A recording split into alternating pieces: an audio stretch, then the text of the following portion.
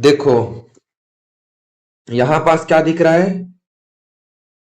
ये चैप्टर का नाम है अध्याय 21 आंकड़ों का प्रबंधन।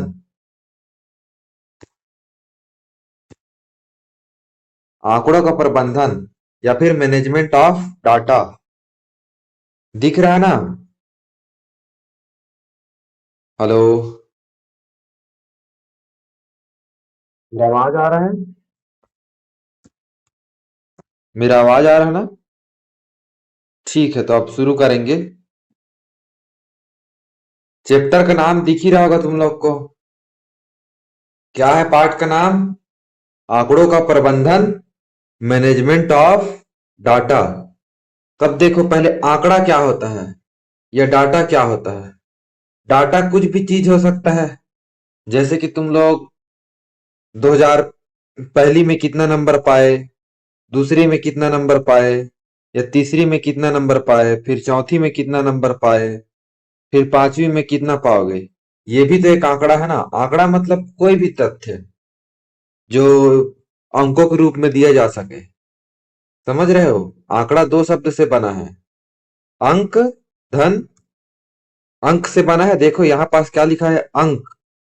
अंक का वो, तो ये अंक से बना है, तो जिसको तुम लोग अंक में व्यक्त कर सकते हो वो आंकड़ा है। जैसे कि तुम लोग 2022 में कितना चॉकलेट खाए, सपोज 100 चॉकलेट खाए। 2023 में कितना खाए, 200 चॉकलेट खाए। 2024 में कितना खाए, 150 खाए। ये भी एक आंकड़ा है। अंकों में जिसको व्यक्त कर सको वो आंकड़ा है। तो उसी का मैनेजमेंट सीखना है हम लोग को। उसी का प्रबंधन सीखना है। क्यों सीखना है? जैसे कि अब पहले पहली में तुम लोग कितना पाए हो, 97% मान के चलो, या 90%। तो दूसरी में पाए हो 80%। तो इस आंकड़ा से क्या पता चलता है कि तुम पहले अच्छा पढ़ रहे थे, फिर दूसरे में थोड़ा सा खराब किए, फिर तीसरी में पाए, फिर उस चीज को, आंकड़ा को वो किए कि 80 पाए हो सेकंड में, तो फिर तीसरा में अच्छे से मेहनत किया और क्या पा गए, 95 पाए।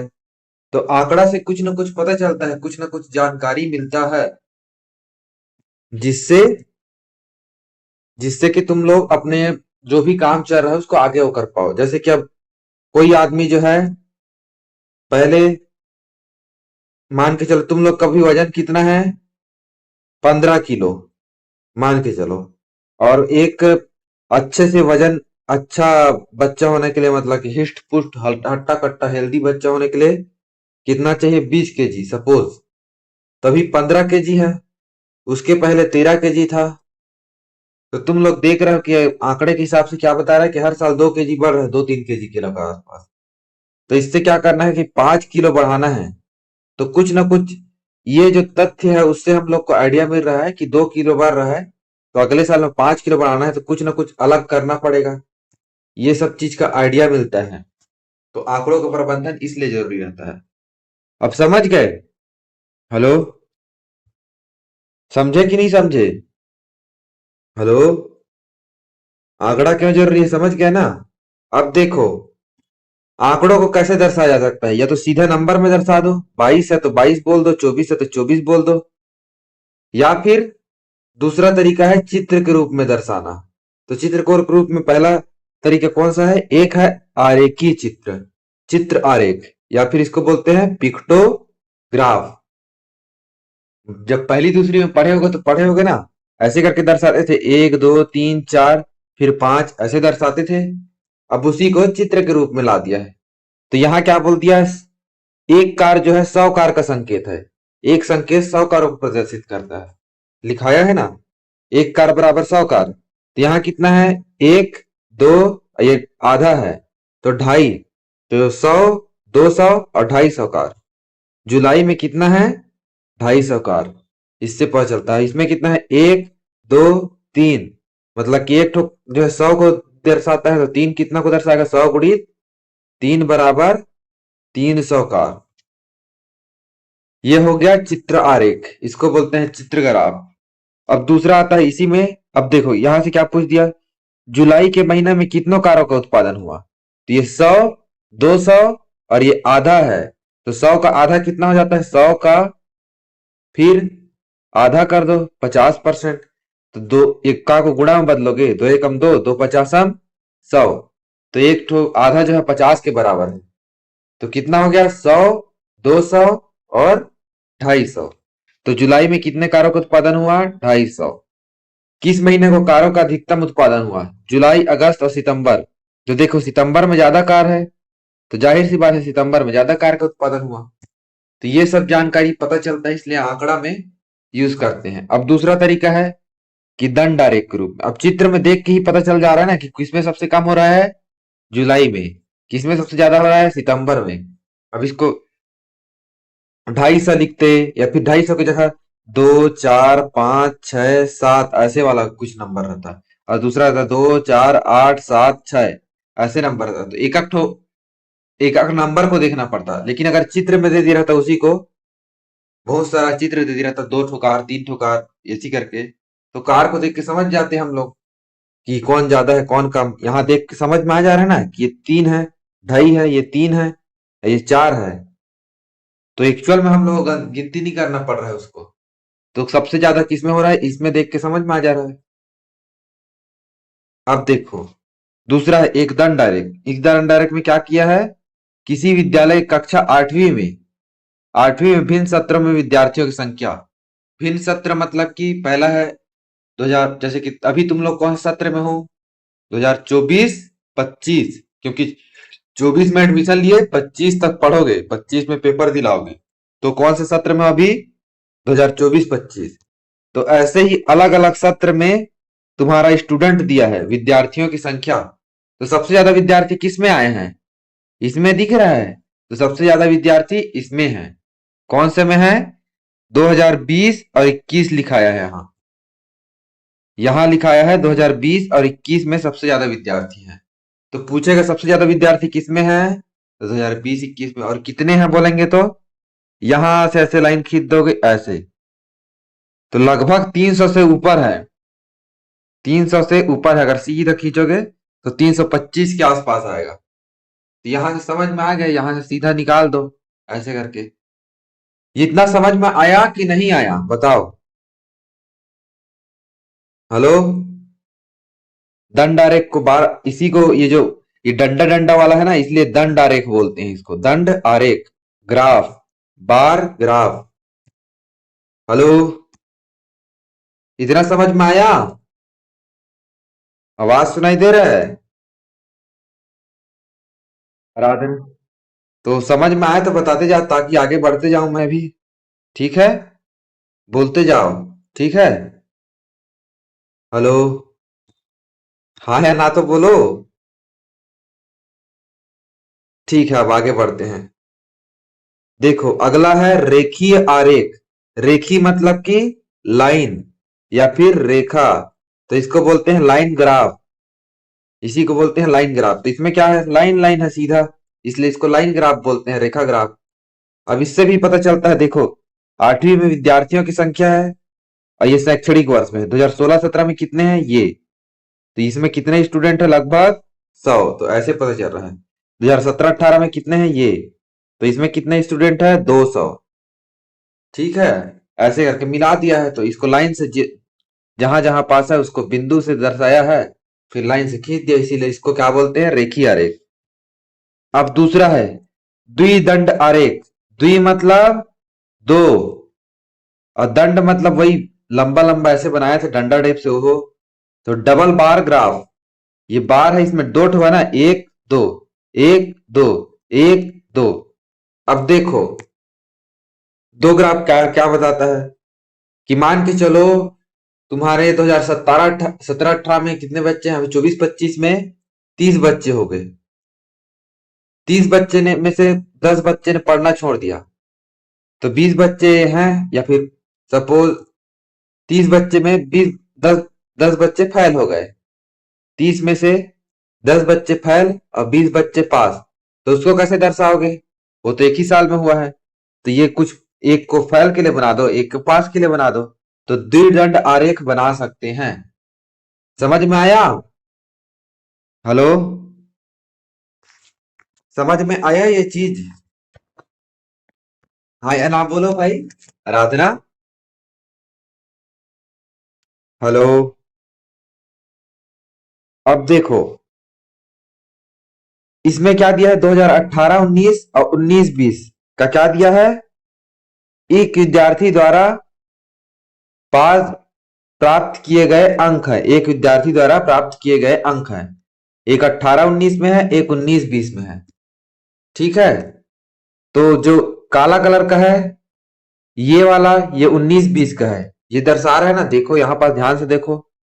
19-20 के लिए ये जिसमें कलर है वो दिखा रहा है, जो खाली है वो 18-19 को दिखा रहा है, ये बता रहा है। तो अब देखो, इस दंड आलेख द्वारा क्या सूचना दी जा रही है। क्या सूचना दिया जा रहा है कि गणित में 2018-19 में कितना नंबर था और 19-20 में कितना नंबर था एक विद्यार्थी द्वारा। ठीक है, 19-20 में बढ़ गया और 18-19 में कम था। और इसमें देखो, अंग्रेजी में पहले 18-19 में ज्यादा था और 19-20 में कम हो गया। तो किसी का नंबर बढ़ा या घटा ये पता चला ना।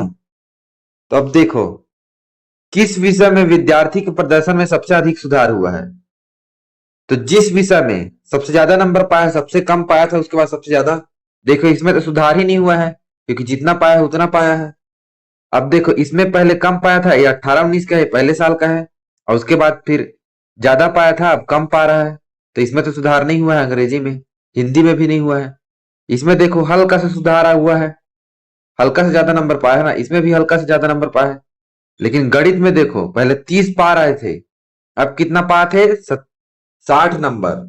मतलब कि 30 नंबर, यही मैं देखा था, डायग्राम से पता चल रहा है ना कि बहुत ज्यादा अंतर आ रहा है। चित्र से पता चल रहा है क्या, कि इसमें बहुत ज्यादा सुधार हुआ है। समझ गए। हेलो। तो किसमें अधिक सुधार हुआ है, गणित में। ये किसका है, गणित का। तो सबसे अधिक सुधार किसमें हुआ है, गणित में।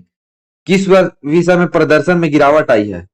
तो पहले ज्यादा पा रहा था, अब कम पाया है। तो किस विषय में हुआ है, अंग्रेजी में। बाकी में तो कम से ज्यादा ही हुआ है, और हिंदी में बराबर ही है। ठीक है, अब उसके बाद अगला प्रश्न पूछ रहा है, किस विषय में प्रदर्शन समान रहा।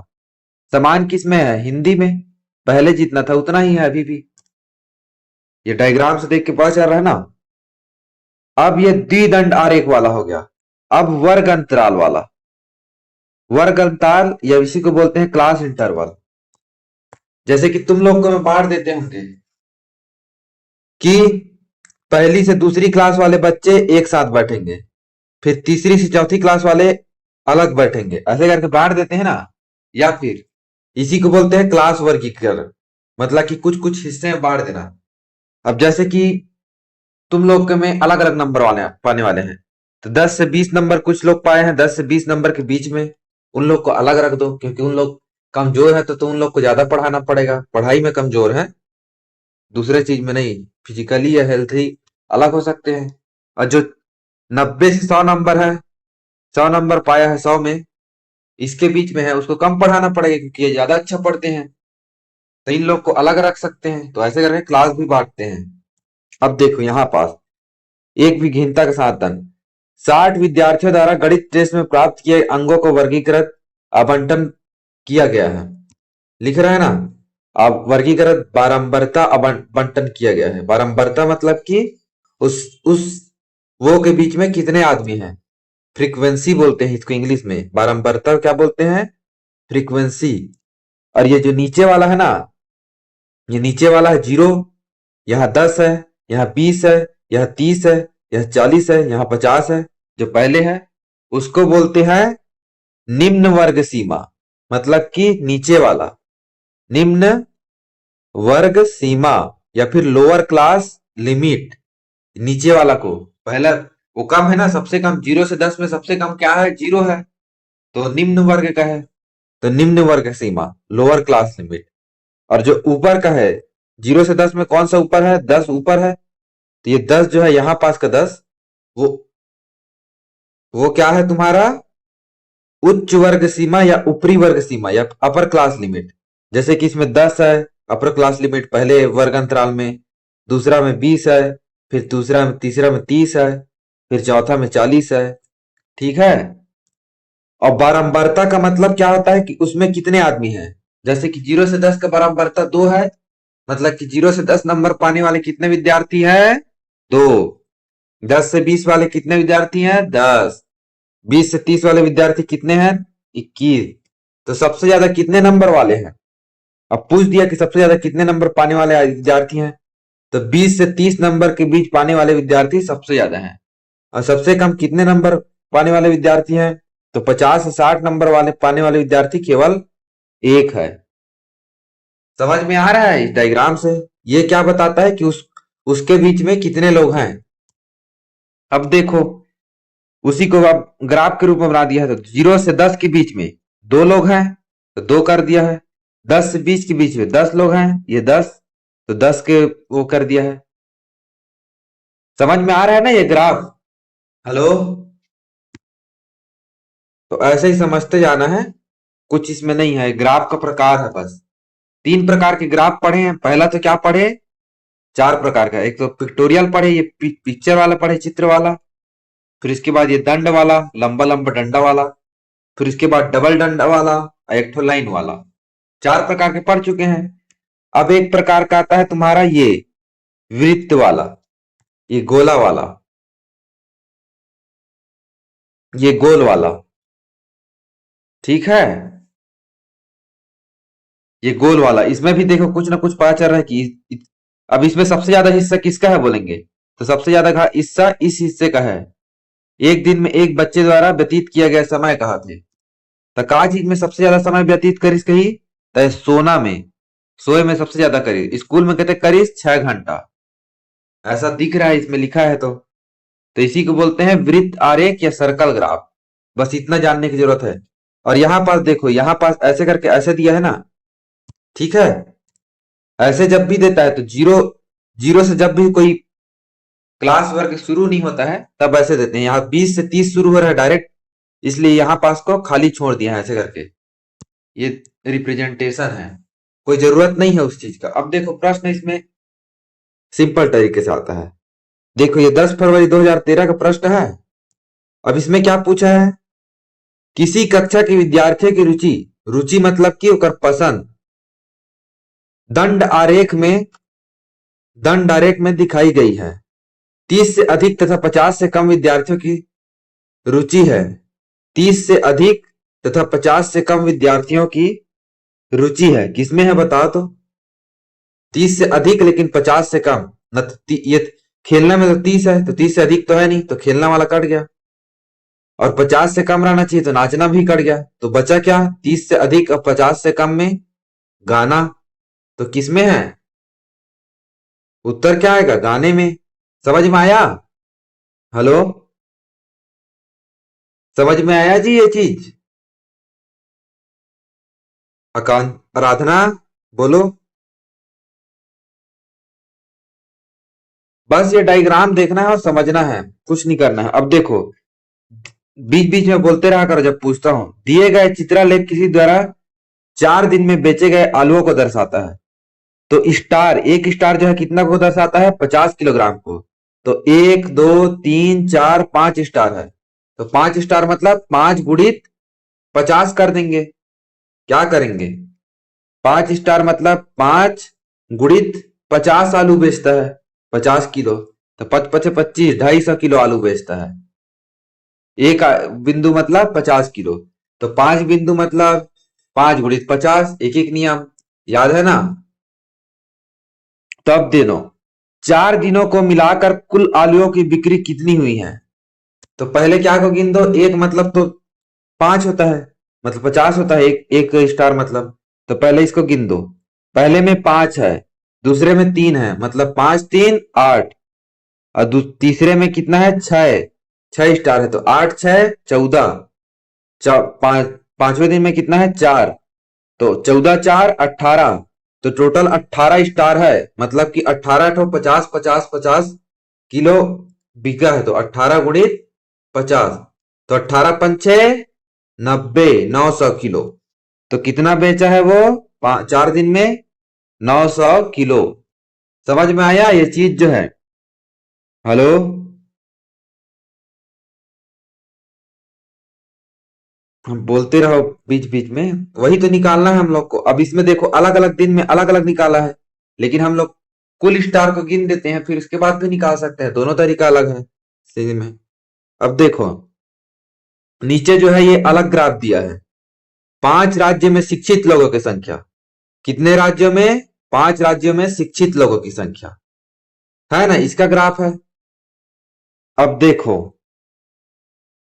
अब इसमें क्या बोल रहा है, उपयुक्त आरेख देखकर बताएं कि किस राज्य में शिक्षित लोगों की संख्या अधिक है। आंकड़ा से हम लोग को पता चल रहा है ना, यहाँ जो भी जानकारी है, तो किसमें शिक्षित अधिक है बताओ तो। सबसे ज्यादा किसका है?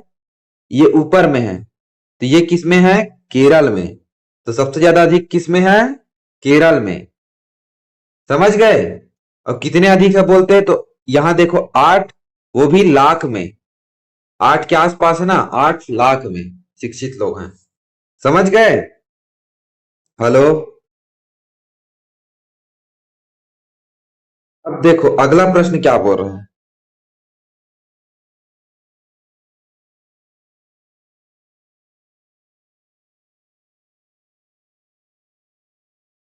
अब ये जो है थोड़ा सा, अबैकस देखे हो? अबैकस कभी वो देखे हो अबैकस? नहीं देखोगे, चलो ठीक है। ये टीएच में लिखा है मतलब कि ये हजार है, हजार का है। ये एच लिखा है मतलब कि 100 का है। एच मतलब 100, ये वाला 100 का रहता है। ये 10 टी मतलब दहाई। ठीक है, समझ में आ रहा है? और ये मतलब, इसका मतलब क्या होता है? इकाई। ये इकाई है। उसके बाद इधर जो आ जाएगा वो क्या हो जाएगा? दशमलव में चला जाता है। ठीक है, समझ में आ रहा है कि नहीं आ रहा है? पहला वाला टीएच लिखा है, टीएच को क्या बोलते हैं? थाउजेंड। थाउजेंड मतलब हजार। ये हजार के लिए है। ये देखो, यहां से शुरू है इकाई, टी मतलब दहाई, टेंस होता है। तो ये समझो कि यहां से ओ मतलब क्या है? इकाई। इकाई है। इकाई या फिर वंश बोलते हैं उसको, वंश। जो पहले नंबर पे है, जो इकाई मतलब कि ये वाला 2 4 6, तो 5 ऐसे है कुछ। तो ये इकाई है, ये इकाई का अंक है। उसके बाद ये दहाई, तो ये इकाई है। तो ये है टेंस। टेंस मतलब दहाई। दहाई को 10 बोलते हैं, 10 मतलब टेंस होता है। 10 होता है तो टेंस बोलते हैं, इसीलिए टी से 10 आए हैं। अब उसके बाद 100 को क्या बोलते हैं? 100, इसीलिए उसको एच से दर्शाए हैं। क्या से दर्शाए हैं? एच से। तो ये 100 के लिए है और ये हजार के लिए है। और ये देखो, टेंथ लिखा है मतलब कि 1/10 वाला, याद है? 10वां नंबर। तो दशमलव के बाद पहला संख्या को क्या बोलते हैं? 10वां नंबर। तो दशमलव के बाद पहला संख्या को क्या बोलते हैं? 10वां। 0 2 3, तो ये 10वां भाग है, 10वां हिस्सा बोलते हैं इसको, 100वां हिस्सा, इसको हजारवां। याद आ रहा है ना? संख्या पद्धति वाला में है, इकाई दहाई सैकड़ा हजार। तो ये इकाई है, ये दहाई है, सैकड़ा है, ये हजार है।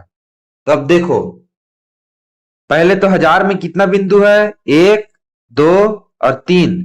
3 बिंदु है, तो हजार वाले जगह में क्या रहेगा? 3000। ठीक है। फिर सैकड़ा वाला जगह में कितना है? 1। तो सैकड़ा वाला, या फिर देखो, अब इकाई हजार की जगह में क्या है? 3।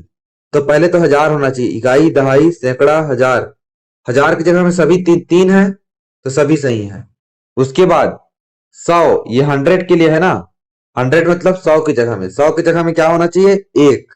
तो जो एक नहीं है उसको हटा दो। ये 4 है 100 की जगह में, ये हट गया। ये भी 4 है, ये भी हट गया। तो ए और डी हट गया। अब देखो, 3 1 4 2 दोनों में है।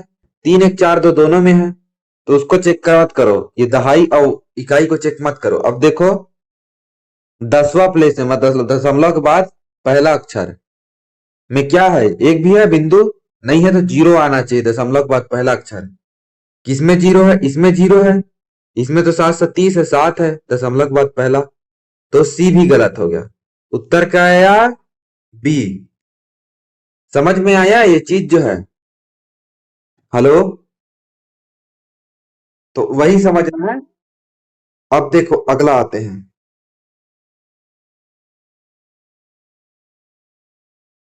अगले पेज पे आते हैं।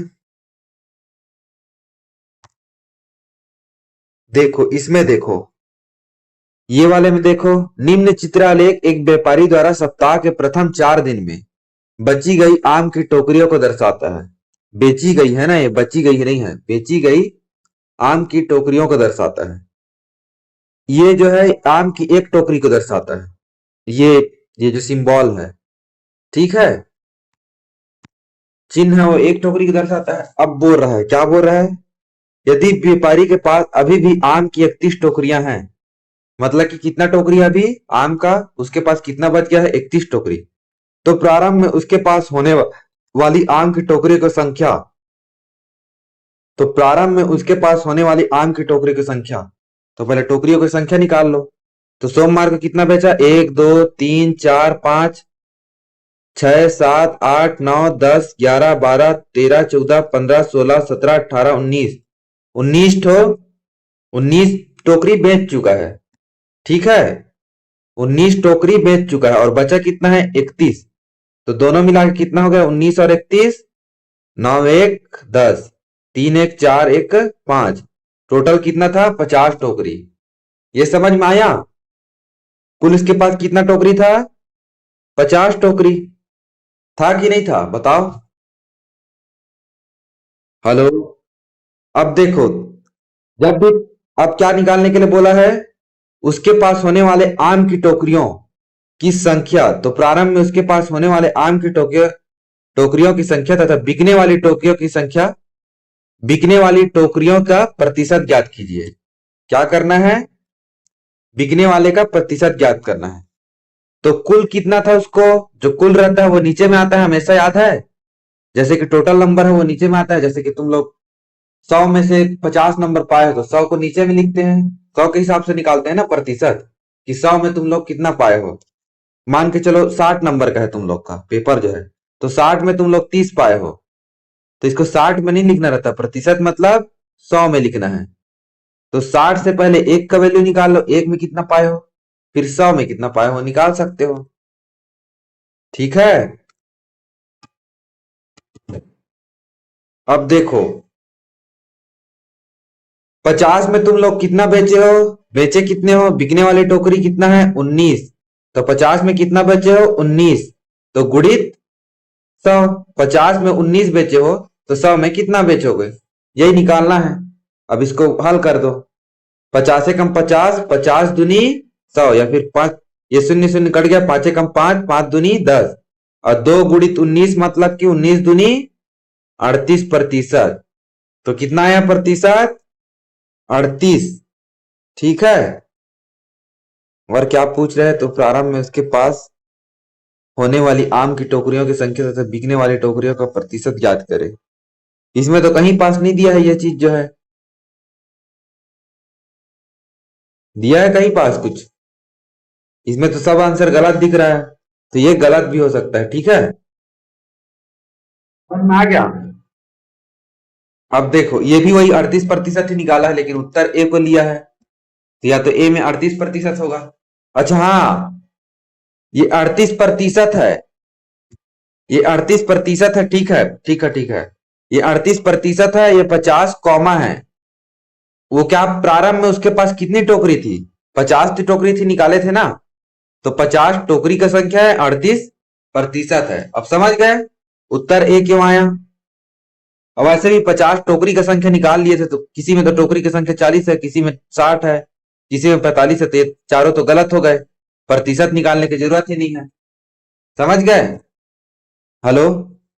कभी कभी कुछ चीज निकालने की जरूरत ही नहीं पड़ता, प्रारंभ में उसके पास टोकरी की संख्या कितना है, तो 19 31 50, अब टोकरी की संख्या 50 निकल गया, तो 50 तो किसी में नहीं है, तो ये भी गलत, ये भी गलत, ये भी गलत, ये सही। प्रतिशत को निकालो कि मत निकालो तो बात की बात है, समझ गए। हेलो। तो ऐसे ही प्रश्न आते हैं इसमें, और इसको देखो, मैं अगर बोर्ड में पढ़ाता तो चित्र बनाता, उसके बाद ये सब करता तो टाइम ज्यादा लगता ना, इसलिए डायरेक्ट बनाओ इसमें, समझ गए। अब ऐसे ही टाइप का रहेगा, ये 2 बिंदु है, ये 3 बिंदु है, ये कितना को दर्शाता है, ऐसे टाइप का रहेगा कुछ प्रश्न में। अब आगे देखते हैं और कुछ अलग टाइप से पिक्टोरियल प्रश्न रहे तो। हम्म, सब ऐसे ही प्रश्न है। अब देखो, इसको टिक मारा हो तो इसको देखते हैं, कुछ न कुछ खास होगा। अब देखो, दंड चार्ट का अध्ययन करके प्रश्न का उत्तर दीजिए। इसका अध्ययन करके इसका उत्तर देना है। ठीक है। अब देखो, किस विषय में विद्यार्थी के अधिकतम अंक प्राप्त किए हैं, तो सबसे बड़ा जिसका ग्राफ, उसमें अधिकतम अंक किसका है? सबसे बड़ा विज्ञान का। तो विज्ञान में सबसे ज्यादा नंबर। ऐसे ही प्रश्न देख देख के डायरेक्ट आएगा इसमें। समझ गए? हेलो? इतना समझ गए? अब इसी को मैं तुम लोग को चित्र बना के पढ़ाता तो समय ज्यादा लगता